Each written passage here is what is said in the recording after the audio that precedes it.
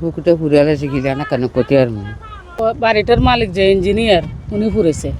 চট্টগ্রামের উত্তর কাট্টলিতে রাতের আধারে পুকুর ভরাটো পরিবেশ দূষণের এক চাঞ্চল্যকর অভিযোগ উঠেছে। আকবরশাহ থানাধীন জাকেরনগর এলাকায় রেললাইনের পাশে একটি পুকুরে বিষাক্ত রাসায়নিক পাউডার ফেলে পুকুর ভরাটের কাজ চলছে বলে দাবি করেছেন স্থানীয়রা। অভিযোগের তীর আফরোজা ডেইরি ফার্মের মালিক ইঞ্জিনিয়ার নেসার উদ্দিনের দিকে। রাত যত গভীর হয় চট্টগ্রামের 10 নম্বর ওয়ার্ডের জাকেরনগর এলাকায় মানুষের উদ্বেগ তত বাড়ে।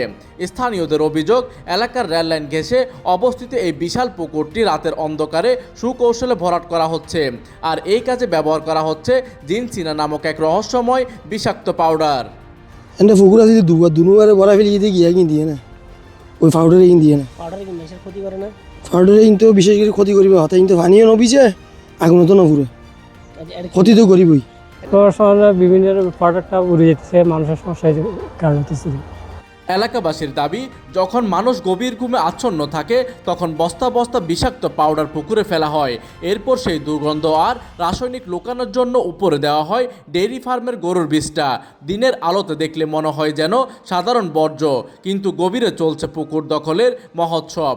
এতে শুধু জলজ প্রাণীর ক্ষতি হচ্ছে না, বরং মারাত্মক স্বাস্থ্য ঝুঁকিতে পড়ছে গোটা এলাকা।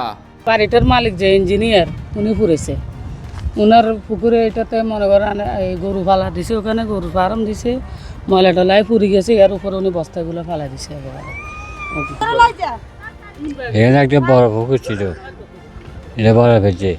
এই অভিযোগের সত্যতা জানতে যোগাযোগ করা হয়েছিল অভিযুক্ত আফরোজা ডেইরি ফার্মের মালিক ইঞ্জিনিয়ার নেসার উদ্দিনের সাথে।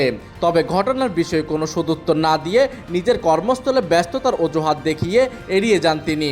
প্রশাসনের চোখ ফাঁকি দিয়ে এমন বেআইনি কাজ চললেও এখন পর্যন্ত দৃশ্যমান কোনো ব্যবস্থা নেওয়া হয়নি।